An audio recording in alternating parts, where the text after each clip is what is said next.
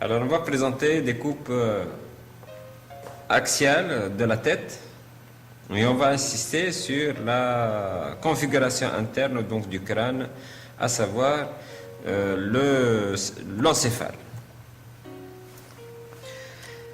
Alors, sur la première coupe, on voit de la périphérie au centre le cuir chevelu, plus ou moins épaisse. Nous avons la calvaria qui se présente à ce niveau-là par l'écaille du frontal, les deux pariétaux qui se rejoignent au niveau de la suture sagittale. Par la suite, on va trouver un feuillet plus ou moins épais, c'est la durmère, qui se dédouble au niveau de zone de réflexion pour délimiter le sinus sagittal supérieur qui commence au niveau frontal et qui continue en arrière. Et ce dédoublement va donner la faute du cerveau, structure parfaitement sagittale qui va parcourir le sillon sagittal. Par la suite, on va trouver le cavum subarachnoïdien. Espace qui s'élargit par endroits pour donner des citernes. Donc à ce niveau-là, l'espace est homogène, donc c'est la même épaisseur partout au niveau de cette coupe. Sous le cavum subarachnoïdien, on a la pimère, membrane très intime avec la substance nerveuse qui pénètre à l'intérieur des sillons secondaires et primaires de la substance nerveuse. C'est l'organe porte-vaisseau du système nerveux central. Par la suite, on va trouver une collerette, une couche de substance grise périphérique, juste sous la pimère. Cette couche ne dépasse jamais les 4 mm d'épaisseur. Elle est de 4 mm d'épaisseur au niveau du gyrus précentral et postcentral. Par ailleurs, elle est inférieure à 4 cm. Et par la suite, nous avons la substance blanche, donc les neurofibres qui passent d'un endroit à un autre, donc représentées par une couleur blanchâtre. La coupe suivante, on va trouver presque la même chose. Toujours le cuir chevelu, occipital, pariétal, la peau du front, et au niveau de la peau du front, on voit les vaisseaux du front donc, qui parcourent la région. Sur les côtés, dans la région temporale, on voit le muscle temporal, c'est l'insertion haute du muscle temporal, c'est l'origine, donc au niveau du pariétal. Au niveau de la calvaria, on trouve l'écaille, l'os pariétal ou les os pariétaux, encore les deux os pariétaux, donc qui se réunissent au niveau de la suture sagittale. On a aussi la durmère, c'est toujours le même aspect, l'épaisseur de 1 mm, membrane rigide, qui se réfléchit au niveau du pourtour du sillon sagittal supérieur, donc délimitant le sinus sagittal supérieur à son origine, et là c'est la continuité postérieure, la faute du cerveau. Par la suite, le cavum subarachnoïdien, espace limité entre la pumère et la durmère, dans laquelle naturellement on doit trouver l'enchevêtrement, les filaments croisés de l'arachnoïde, et on voit la pumère à l'intérieur, donc la pumère à l'intérieur qui s'insinue dans les petits détails de la substance nerveuse, à savoir ici le cerveau. La même chose, on a le cortex. Donc, à ce niveau-là, le cortex avec l'épaisseur qui ne dépasse, comme nous l'avons évoqué, qui ne dépasse pas les 4 mm. Il est de 4 mm, je le rappelle encore une fois, au niveau du gyrus précentral et post-centrale. Par la suite, on a la substance blanche. La coupe suivante.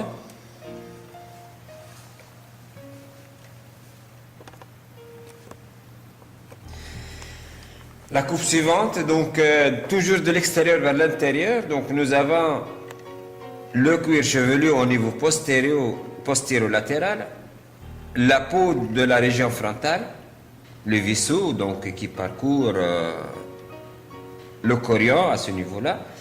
Sur les côtés, donc nous avons le muscle temporal. Au niveau calvarial, donc nous avons l'écaille du frontal.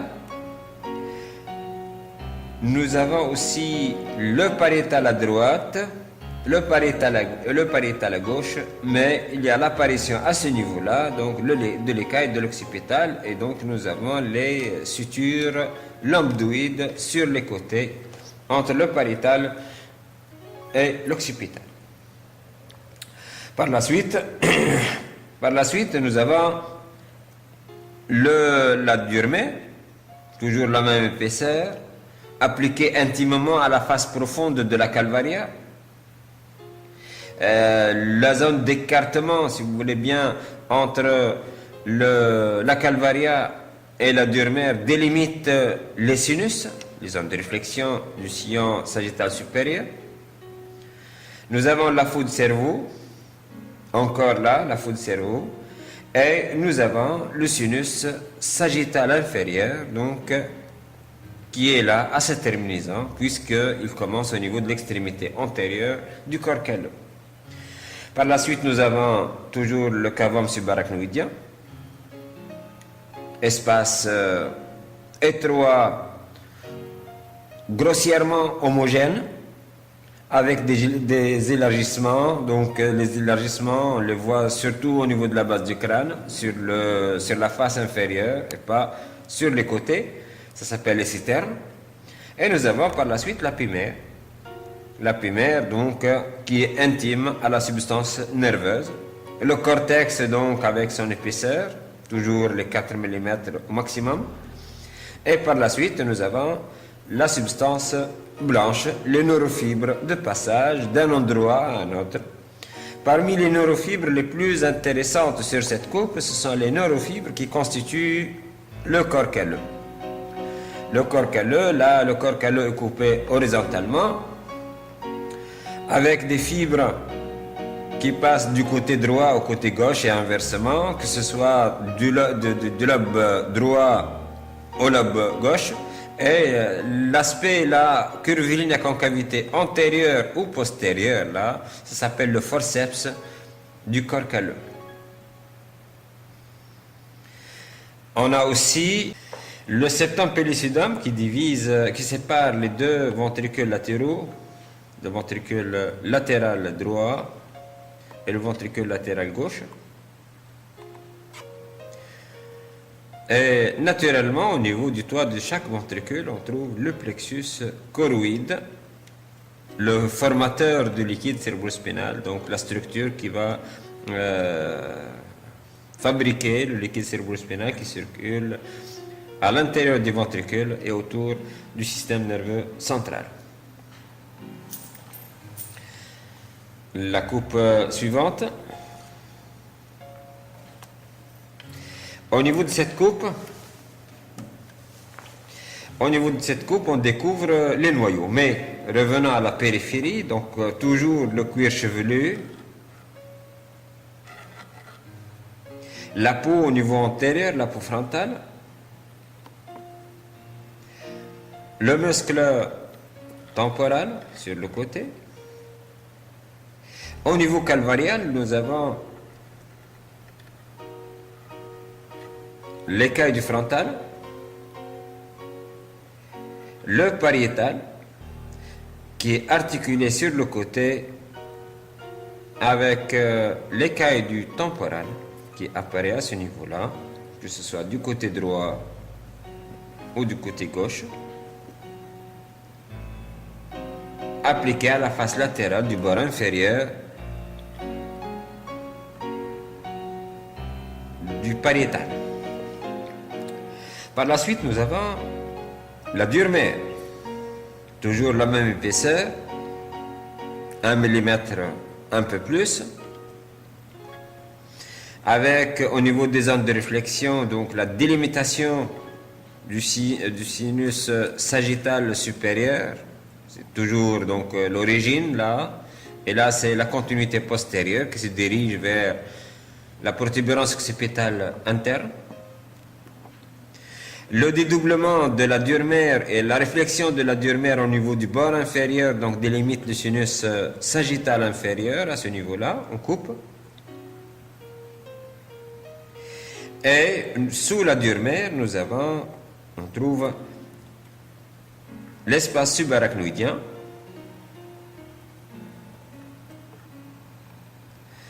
et l'apimère par la suite, donc qui va s'insinuer à l'intérieur. Remarquons bien, donc là c'est au niveau du sillon latéral qui va nous amener à la fosse latérale,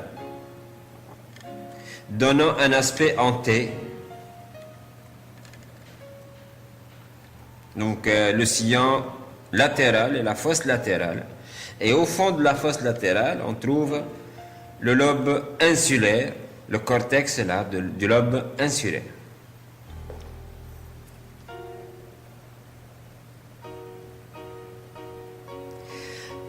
On voit aussi le sillon perpendiculaire,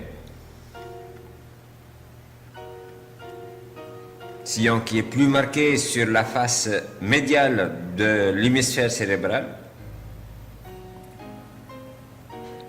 On voit aussi la substance blanche représentée d'abord par le corps calleux, toujours le forceps antérieur, le forceps frontal, le forceps postérieur, donc, et là on commence à se rapprocher du splénum, du corps calleux.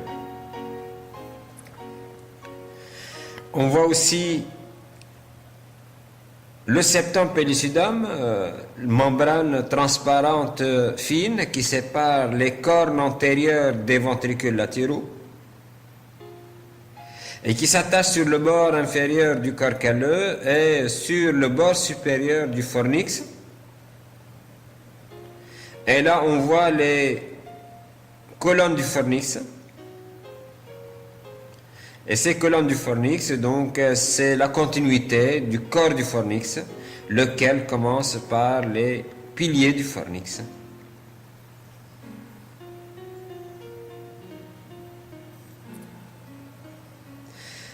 Au niveau de la substance blanche encore, on voit la capsule interne avec son aspect caractéristique en coupe horizontale, donc en V, avec un bras antérieur, le genou et le bras postérieur. On voit aussi la capsule externe, coque de neurofibres qui sépare le noyau lenticulaire du noyau du claustrum. Et on voit aussi la capsule extrême, donc une autre coque fibreuse ou neurofibreuse qui sépare le claustrum du cortex insulaire. Dans cette coupe, au niveau de cette coupe, on voit des inclusions nucléaires, donc le noyau codé, la tête du noyau codé qui borde et qui fait une voussure à l'intérieur des cornes antérieures des ventricules latéraux, comme on le voit bien, et qui va être par son extrémité postérieure en rapport avec le ventricule latéral. Donc toujours là, le noyau codé. Remarquons la différence entre la tête, le volume de la tête et le volume du corps du noyau codé. On voit aussi le thalamus. Le thalamus est défini comme étant un noyau, mais si on essaie de bien voir, de se rapprocher de ce noyau, il s'agit d'un groupe nucléaire avec une multitude de petits noyaux, de petites agrégations, si vous voulez, agrégats de neurones. Nous avons là le noyau antérieur, le noyau médial, le pulvinar, le noyau dorsal antérieur et le noyau dorsal postérieur. Ce sont les noyaux qu'on peut les voir à travers cette coupe-là. Donc il s'agit d'un groupe nucléaire et pas un noyau. En fait, il s'agit aussi d'une sorte d'intégration nerveuse. Ce n'est pas un noyau moteur.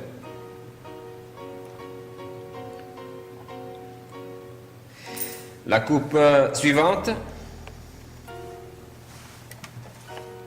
La coupe suivante, au niveau de la coupe suivante, on va trouver toujours le cuir chevelu, la peau au niveau antérieur,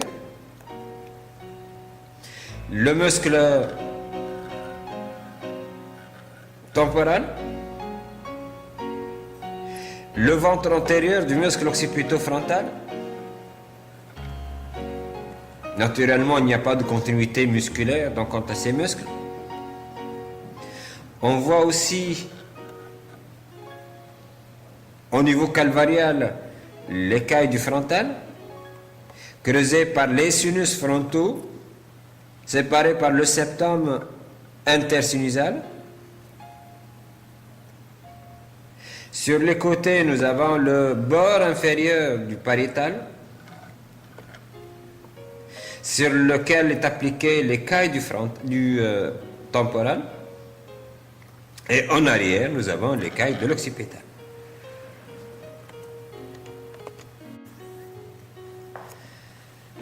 La durmère toujours appliquée à la face profonde de l'écaille. Le dédoublement de la durmère, donc la faute du cerveau. Le sinus sagittal supérieur à son origine. Et là, il commence à se rapprocher de sa terminaison. La pumère, donc séparée de la durmère par l'espace subarachnoïdien. Comme nous l'avons évoqué, la pumère, là, se rapproche des détails de la substance nerveuse. Et là, dans le sillon latéral, dans la fosse latérale aussi. Donc, elle s'insinue au niveau des détails les plus précis. Comme nous le voyons ici, au niveau de la substance nerveuse. Alors, le fornix, à ce niveau-là, est présenté par ces deux piliers. Et derrière, nous avons le forceps postérieur, représenté là par le splénum du corps calme. Le fornix aussi est présenté là par les colonnes, la colonne droite et la colonne gauche, qui parcourent les parois latérales du troisième ventricule qui apparaît, remarquant l'épaisseur là du troisième ventricule, donc c'est l'épaisseur d'une pièce de monnaie. Entre les piliers du fornix se trouve le corps pénéal qui adhère à la face supérieure des noyaux thalamiques ou des thalamus. Par la même occasion, donc toujours le thalamus avec son aspect multinucléaire, plusieurs noyaux, et on voit là le pulvinar, le noyau le plus volumineux donc du thalamus. Au niveau de cette coupe, donc, nous avons le noyau lenticulaire avec ses deux compartiments. Clair, là, c'est le pallidum, et foncé, c'est le putamen. Et nous avons le claustrum avec son aspect papyracé. Donc, entre le cortex insulaire et le putamen.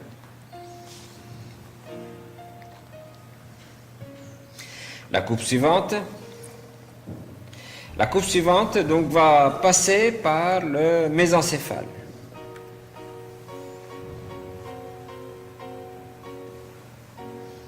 Le mésencéphale est là.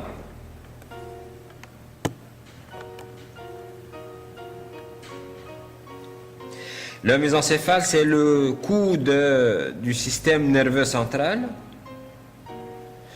Le mésencéphale se constitue par le pédoncule cérébral droit, le pédoncule cérébral gauche et les colliculi. Le mésencéphale est traversé par le canal mésencéphalique ou l'aqueduc mésencéphalique. Comme tout le segment du tronc cérébral, il présente des noyaux propres à lui, à savoir le locus niger, qui constitue la limitante des fibres qui passent à travers le pédoncule, le noyau rouge,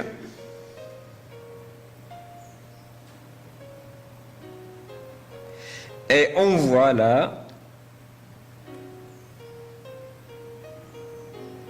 un tractus.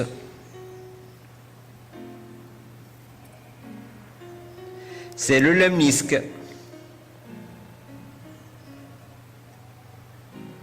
Ce tractus est triangulaire avec un sommet et une base.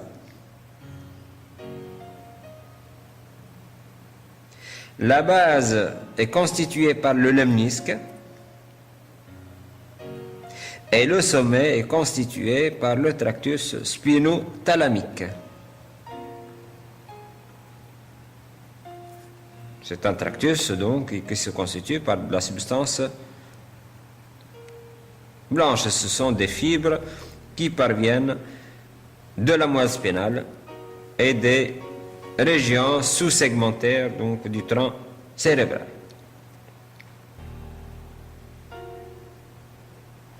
Autour de l'aqueduc mésencéphalique, nous avons la substance réticulaire du mésencéphale. Entre les pédoncules cérébraux, on trouve les deux masses donc plus ou moins importantes. Ce sont les corps mammillaires qui sont en rapport avec l'hypophyse.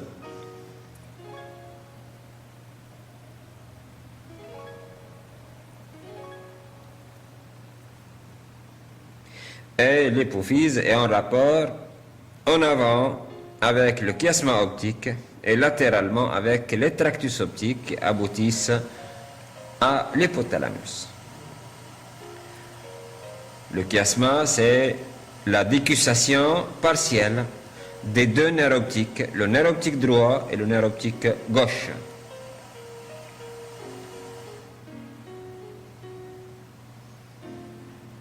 Le chiasma est en rapport avec l'artère cérébrale moyenne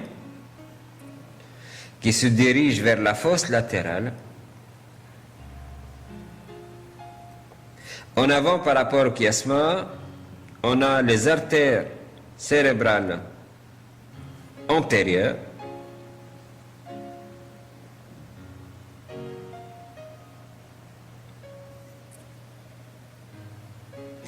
Alors, de part et d'autre, par rapport au mésencéphale, nous avons les lobes pariétaux, le lobe pariétal droit et le lobe pariétal gauche.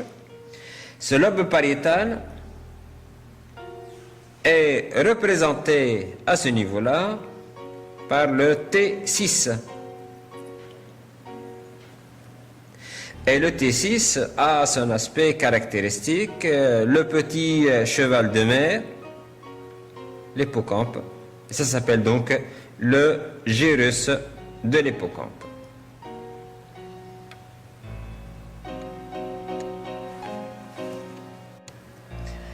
Alors l'hippocampe, c'est le bibliothécaire du système nerveux central à travers lequel donc toutes les informations passent et seront codées et ramenées en cas de besoin. C'est l'organe de mémorisation du système nerveux central. En arrière, par rapport au tronc cérébral, on a l'apparition de l'extrémité supérieure du cervelet, c'est le vermis avec son aspect en forme de ver de terre. Et pour pouvoir voir le vermis, il faut couper la tente du cervelet. Et à la jonction faux du cerveau, tente du cervelet, chemine le sinus droit, un sinus veineux, qui va aboutir, comme le sinus sagittal supérieur, à la confluence veineuse des sinus.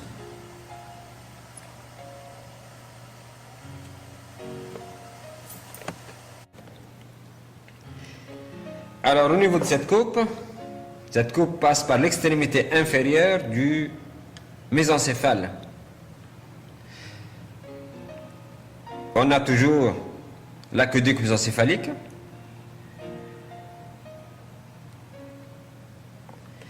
Et de la périphérie à la profondeur, donc on distingue le cuir chevelu, toujours au niveau latéral et postérieur, l'auricule sur les côtés,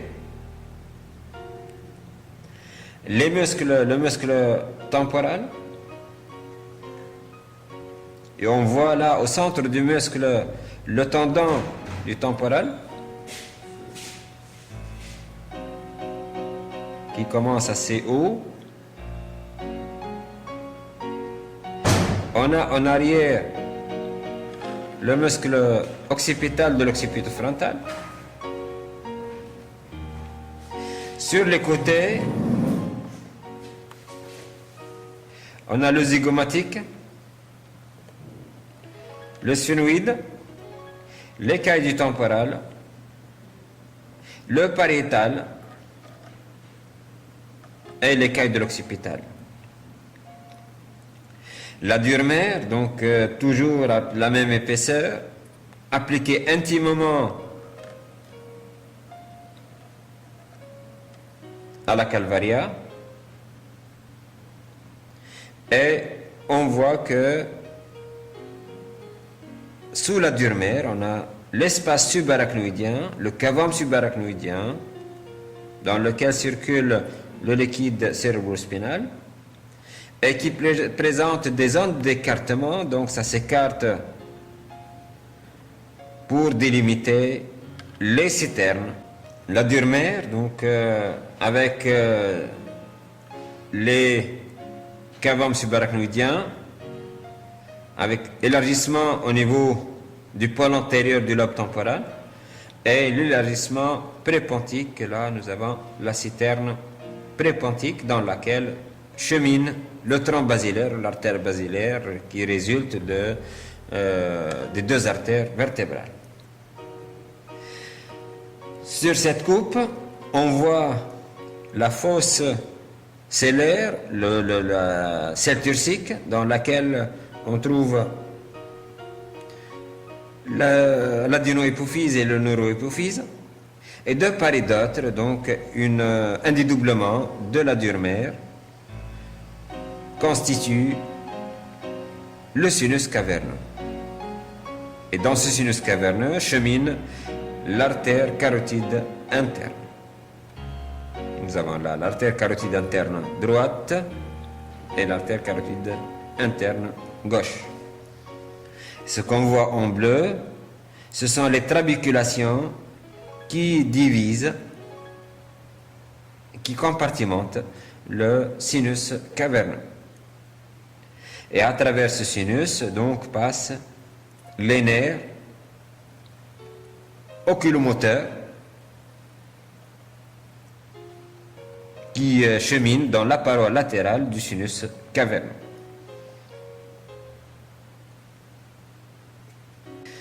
Cette coupe passe par le pont, caractérisé par les pédoncules cérébelleux moyens et les noyaux pontiques. Remarquons bien que ces noyaux pontiques séparent le tractus pyramidal en petits faisceaux.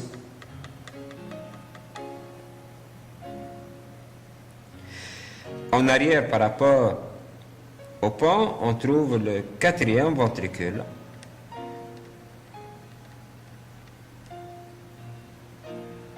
Délimité entre le tronc cérébral en avant et le cervelet en arrière. Ce cervelet se présente par le vermis et les hémisphères cérébelleux. Encore une fois, l'hémisphère cérébelleux présente un aspect caractéristique avec des lamelles au lieu de gyrus, donc des lamelles assez longues qui rappellent les feuilles d'un livre. En arrière, on trouve le sinus transverse ou le sinus latéral qui commence à partir de la confluence sinus droit et sinus sagittal supérieur en regard de la protubérance occipitale interne. Ce sinus latéral se dirige en dehors tout en restant horizontal pour aboutir au sinus sigmoïde, lequel va être à l'origine de la veine jugulaire interne. En avant, par rapport au pont, on a toujours la citerne prépontique qui débouche latéralement sur le trigone pontocérébelleux.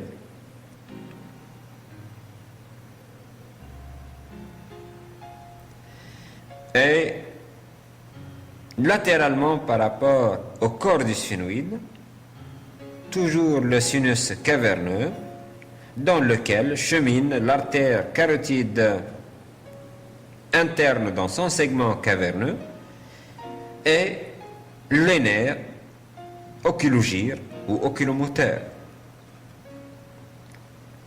Plus latéralement, nous avons l'extrémité inférieure du lobe temporal.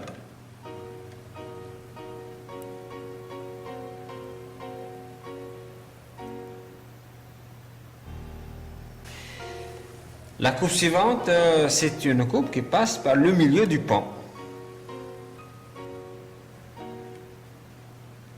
Et c'est une coupe qui passe aussi par les pédoncules en plein pédoncule cérébral moyen.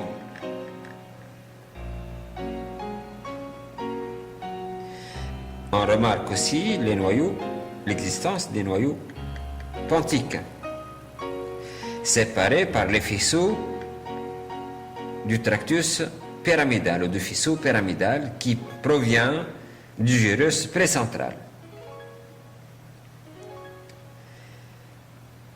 On voit aussi le quatrième ventricule, et ça c'est le plancher du quatrième ventricule.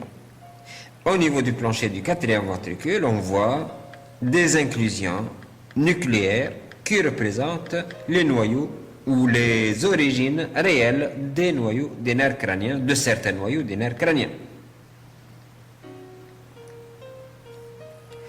On voit aussi le vermis en coupe. Et latéralement et à l'intérieur de la substance nerveuse du cervelet, la substance blanche du cervelet, on voit le noyau dentelé. Sur les côtés, nous avons les hémisphères cérébelleux. L'hémisphère cérébelleux droit et l'hémisphère cérébelleux gauche. En avant, par rapport au cervelet et au pont, on voit le trigone pontocérébelleux. Délimité médialement par le pont, postérieurement par la face antérieure du cervelet et antérieurement par la face postérieure du rocher, laquelle est traversée et représentée par le mia acoustique interne.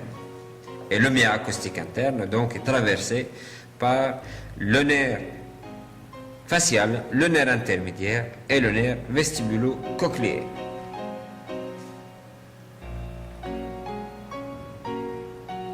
On voit aussi en avant de part et d'autre par rapport au sinus, au corps du sphénoïde, creusé par les sinus sphénoïdaux, on voit le sinus caverneux, sinus veineux, traversé à ce niveau-là par l'émergence, le début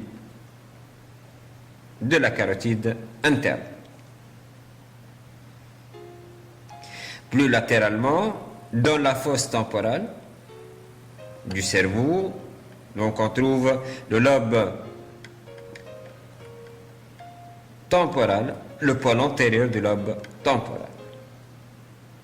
Et plus latéralement, donc on trouve de l'os. Et là, nous avons le sphénoïde. C'est la grande aile du sphénoïde. Ça, c'est le zygomatique, le temporal, et plus latéralement, nous avons le muscle temporal constitué par la composante charnue, la masse musculaire, et le tendon, donc qui est en train là de traverser le foramen zygomatique.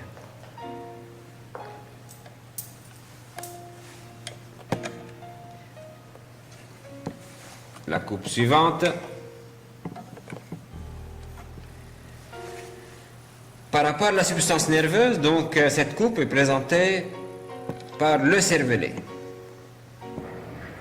Le cervelet est l'extrémité supérieure de la moelle allongée. Toujours, on trouve le quatrième ventricule,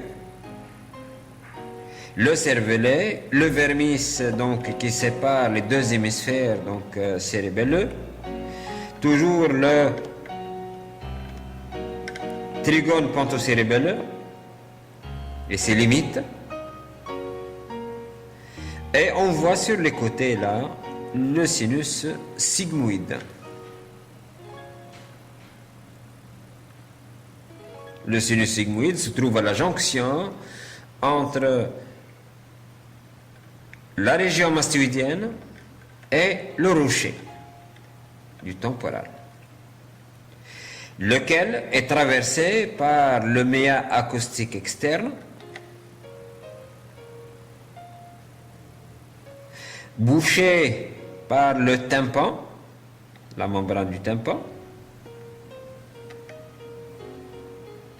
traversé aussi ce rocher par l'artère carotide interne, c'est le segment pétreux de l'artère carotide interne,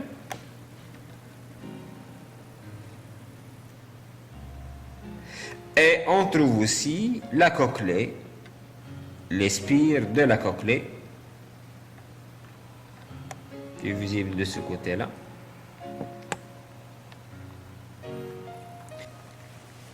Au niveau de cette coupe, on voit aussi l'articulation temporomandibulaire droite avec la capsule supérieure, le condyle mandibulaire, et on remarque le rapport entre le méa acoustique externe et l'articulation temporomandibulaire. Par la même occasion, on voit l'arc zygomatique. Sur sa face médiale s'insère le chef profond du muscle masséter, qui est séparé par une couche graisseuse du tendon du muscle temporal.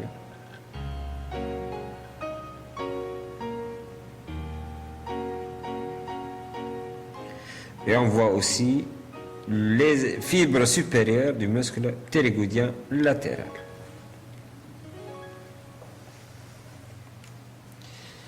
La coupe suivante, c'est une coupe qui passe par la cavité nasale, par le nasopharynx,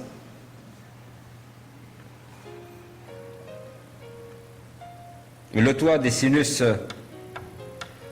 maxillaires,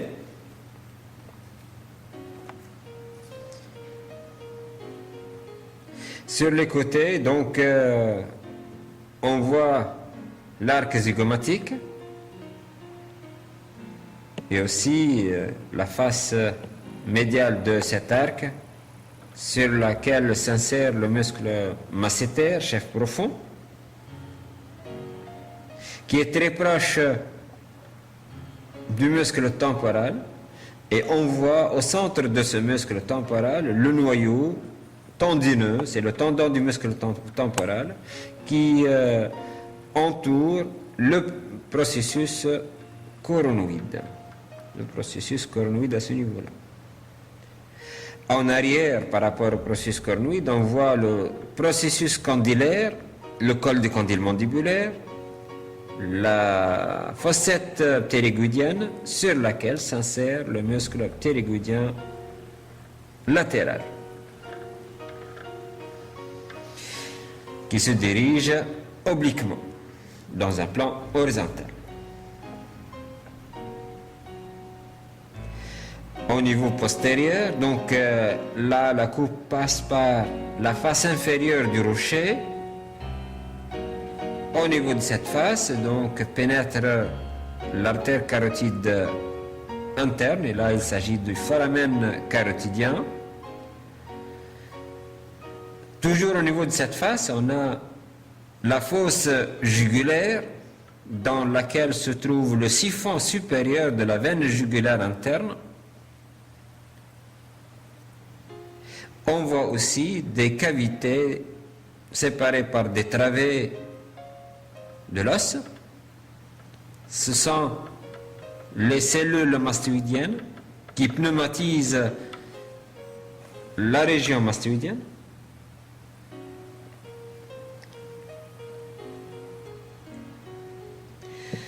Cette coupe montre aussi le cervelet avec ses deux hémisphères cérébelleux, le droit et le gauche, et on voit là l'extrémité supérieure de la moelle allongée, traversée par un canal de section circulaire. C'est le canal central,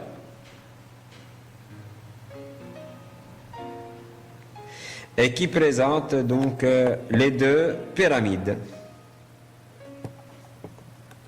de la moelle allongée.